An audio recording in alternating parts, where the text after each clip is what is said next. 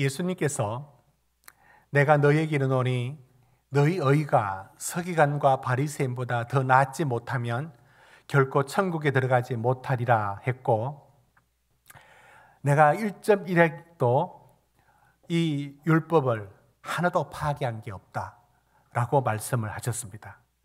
이 말씀은 왜 나왔을까요? 그러니까 어떤 이들은 이제 율법을 지킬 수가 없다라고 말을 합니다. 어떤 사람은 율법은 지키지 않아도 된다라고 말하는 사람이 생겼습니다. 왜 그런 생각을 했을까요? 예수님께서 율법에 대해서 말씀을 하실 때 21절부터 보면 살인, 간음, 또 맹세, 보복, 원수 사랑까지 얘기하면서 율법을 말씀한 후에 모세가 그렇게 말씀했지만 나는 너에게 이르노니 하면서 그것을 새롭게 재해석을 하시는 말씀이 나옵니다. 그러니까 이제 그 율법은 이런 모든 것들이 이제 그대로 다 지켜질 수가 없구나, 이런 생각을 갖게 되었고, 결국 우리가 율법으로 살 수 없다는 많은 실패 속에서 그래, 이렇게 할 수는 없을 거야, 그래서 이 계명을 다 지킬 수 없다, 이런 생각에 도달했습니다. 그런데 예수님이 하시는 말씀이 뭐냐면, 그렇게 비판하는 서기관, 그렇게 비판하셨던 바리새인들을 들고 와서 너희 의가 서기관과 바리새인보다 더 나았으면 나았지 못하면 안 된다. 여기서 서기관과 바리새인보다 더 나아야 된다는 말이 이걸 말하는 건 아니에요. 서기관들이 그렇게 철저하게, 바리새인들이 그렇게 철저하게 지켰던 거 그거 그대로 다 못 지키니까 다른 차원에서 더 나아야 된다, 그게 아니고 20절은 분명히 말합니다. 서기관들이 행하는 의, 바리새인들이 행하는 의를 너희도 똑같이 실천하고 행해야 된다. 그만큼 해야 된다. 절대 율법은 폐기될 수가 없고 폐하러 온 것이라고 생각하지 말아라. 난 완전케 하려고 왔다. 그런데 그 완전케 하는 게 율법을 필요 없는 것으로 만들려고 하는 모든 시도들에 대하여 예수님은 단호하게 말합니다. 아니, 율법은 그대로 순종해야 한다. 너희 의가 서기관과 바리새인보다 더 나아야 된다. 그들보다 더 철저하게 말씀을 따르고 순종해야 한다. 이런 말씀을 오늘 산상수훈에서 이 말씀을 하셨습니다. 자, 그러면 오늘날에 성도들이 가진 가장 큰 믿음에서 위험한 일이 무엇이냐면, 내가 하나님께 순종할 거리가 있고 순종 못할 거리가 있다라고 생각합니다. 선택적으로 순종합니다. 이것이 어떤 위험을 가져오느냐면, 내가 동의하고 내가 내 마음에 들면 순종합니다. 그러나 어떤 계명을 읽어도, 어떤 말씀을 읽어도 내가 감당 못할 것 같아서 아예 순종을 안 하려고 하고 있고 아예 생각을 하지 않습니다. 예를 들어 마태복음 16장 16절에 예수님께서 이런 말씀을 하십니다. 너희가 나를 따르려거든, 이렇게 말씀했습니다. 마태복음 16장 26절입니다. 누구든지 나를 따라오려거든 자기를 부인하고 자기 십자가를 지고 나를 따를 것이니라. 자, 이 말씀을 했습니다. 자기를 부인하고. 우리가 어떤 일을 만났을 때 하나님 앞에 자기를 부인해야 된다는 이 길을 순종하려는 노력을 하지 않습니다. 내가 예배는 드릴 수 있고, 내가 헌금은 드릴 수 있고, 내가 봉사는 할 수 있어. 그러나 자기 자신을 꺾어 내가 원하는 것은 하는데 내 자신을 꺾어서 순종해야 되는 부분들에 대해서는 안 합니다. 선택적으로 순종합니다. 여러분, 이것이 가져오는 위험이 뭐냐면 하나님의 말씀을 이게 어떤 죄책감을 느끼지도 못합니다. 왜냐하면 순종하는 게 있기 때문에. 그리고 우리 속에는 막강한 변명을 하나 갖고 있습니다. 말씀대로 순종할 수가 없어 라고 하는 강력한 핑계거리를 장착하고 있습니다.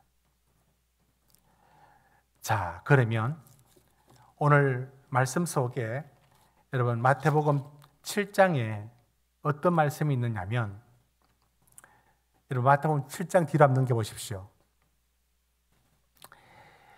예수님이 이런 말씀을 하셨습니다. 좁은 문으로 들어가라.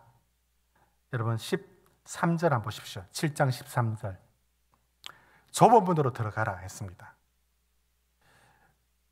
그리고 많은 사람들이 넓고 큰 문으로 간다라고 했습니다. 그 다음에 15절 한번 보십시오. 거짓 선지자들을 삼가라. 이렇게 말해주고 있습니다. 그리고는 21절에 주여 주여 하는 자마다 천국에 들어가는 것이 아니요라고 말씀을 합니다. 그 다음 24절에 누구든지 나의 이 말을 듣고 행하는 자는 그 집을 반석에 지은 지혜로운 사람 같으리니. 여러분, 이게 무슨 말과 연관이 되어 있느냐면 예수님이 7장에서 말씀하는 게 이겁니다. 여러분, 왜 좁은 문인지 아십니까? 왜 좁은 문이냐면 말씀 그대로 순종해야 되기 때문에 좁은 문입니다. 그런데 왜 넓은 문인지 아십니까? 자기 좋은 대로 하기 때문에 넓은 문입니다. 그 다음 뒤에 먼저 다루겠습니다. 누가 모래 위에 지은 집은 어떤 사람을 두고 하는 말일까요? 누가 반석 위에 지은 집은 누구를 두고 하는 말일까요? 이걸 두고 여러분 24절 한번 보십시오. 이렇게 읽는 분이 있어요. 24절 우리 같이 읽습니다. 시작. 그러므로 누구든지 나의 이 말을 듣고 행하는 자는 그 집을 반석 위에 지은 지혜로운 사람 같으리니. 그 다음에 26절에 보면 이 말을 듣고 행하지 아니하는 자는 그 집을 모래 위에 지은 어리석은 사람 같으리니. 이렇게 해서 이것을 찬송가 가사에 나오는 것 말씀하고 연관을 지어서 모래 위에 지은 사람은 말씀을 순종 안 하는 사람을 말하고 실천을 안 하는 사람을 말하고, 반석 위에 지은 사람은 여기 나와 있잖아 봐. 어떻게? 그대로 실천하는 사람을 말한다 라고 말하는데 그렇지가 않습니다. 여기서 반석 위에 지은 사람이란 말은 실천을 하느냐 안 하느냐가는 아니고 더 중요한 게 뭐냐면 말씀대로 24절 다시 보십시오. 이 말을 듣고 그대로 순종하는 자가 반석 위에 지은 자이고,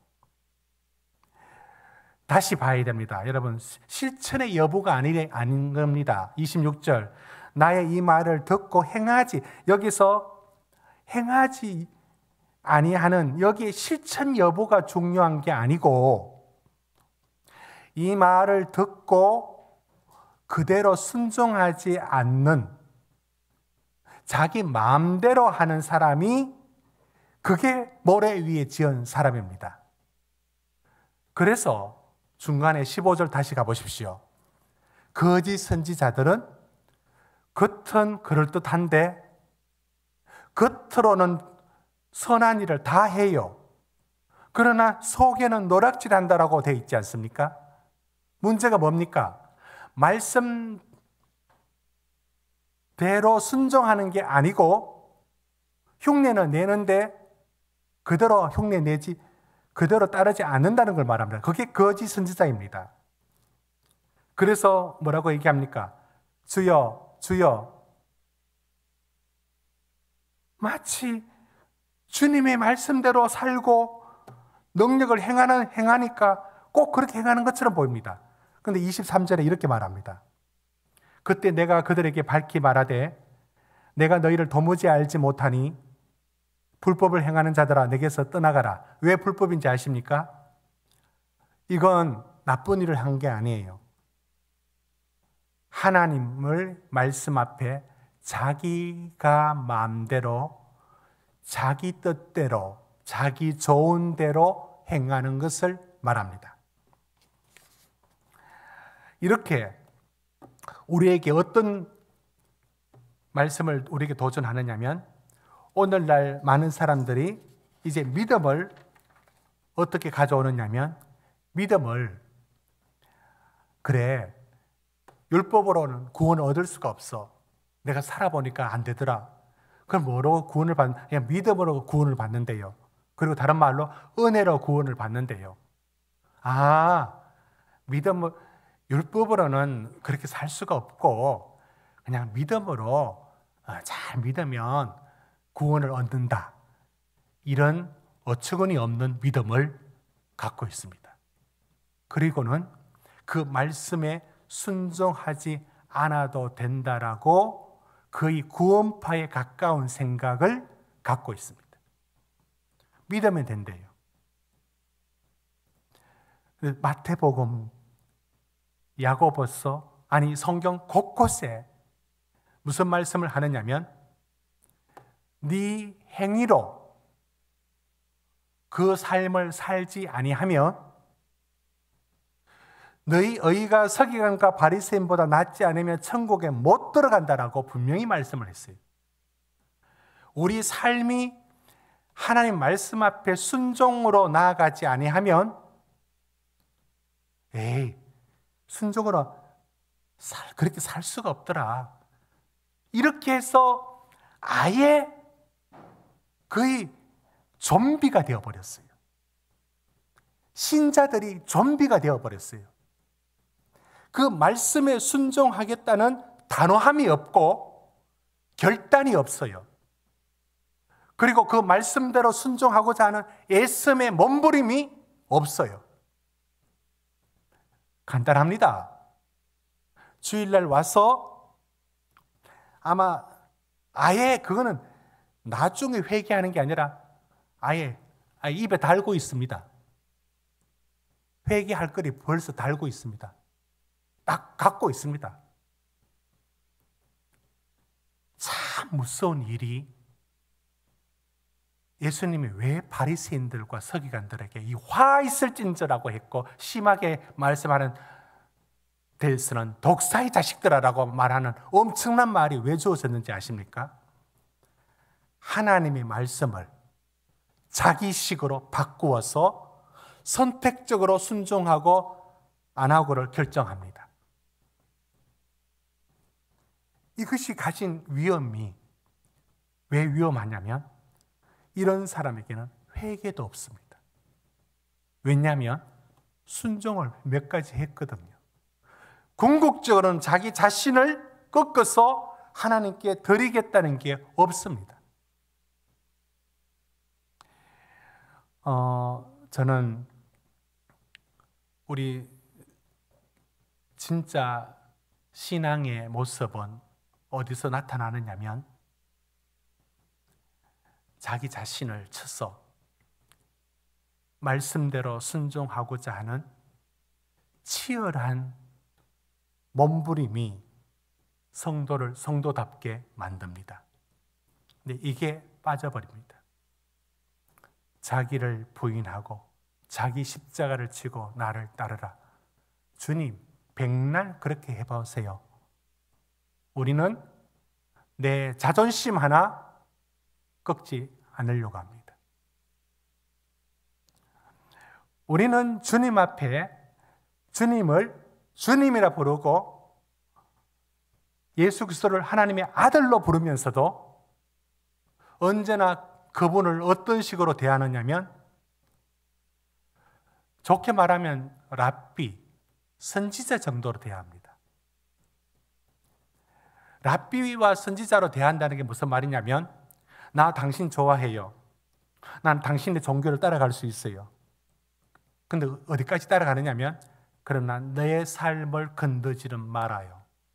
간섭하지 말아요. 나는 내가 알아서 알고요. 좋아 보이는 요 영역까지만 나는 당신을 따라갑니다.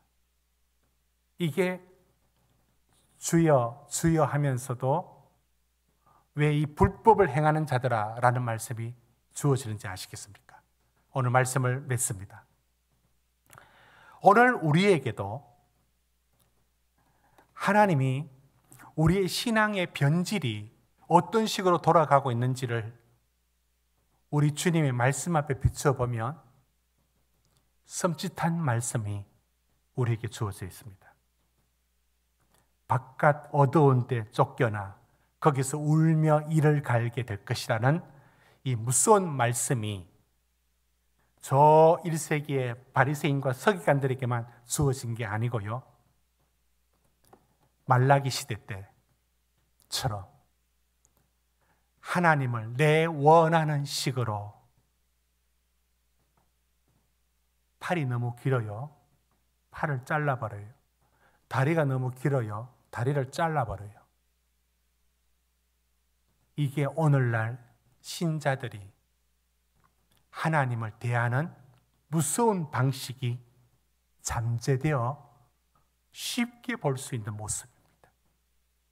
하나님의 말씀 앞에 순종하지 않고 아예 마음이 없습니다. 순종하려고 하는 마음이 없습니다. 자기를 부인하고 들은 척도 안 합니다. 내가 좋아하는 것만 선택적으로 쫓아갑니다. 그리고 얼마든지 가지는 핑계를 장착하고 있습니다. 우리는 은혜로 구원받는다 말하고 믿음으로 구원 얻는다라고 말하고, 그리고 주일마다 반복된 회개로 다 덮어버립니다. 우리의 신앙이 이게 온전한 것일까요? 오늘 무서운 말씀 하나 읽고 말씀을 마칩니다. 예수님이 이렇게 말씀하셨습니다. 누구든지 이 계명 중에 지극히 작은 것 하나라도 버리고 그같이 사람을 가르치는 자는 천국에서 지극히 작다 일컬음을 받을 것이요, 누구든지 이를 행하며 가르치는 자는 천국에서 크다 일컬음을 받으리라. 우리는 우리의 신앙이 어떤 길로 가고 있습니까? 우리는 순종의 몸부림으로 나아가고 있습니까?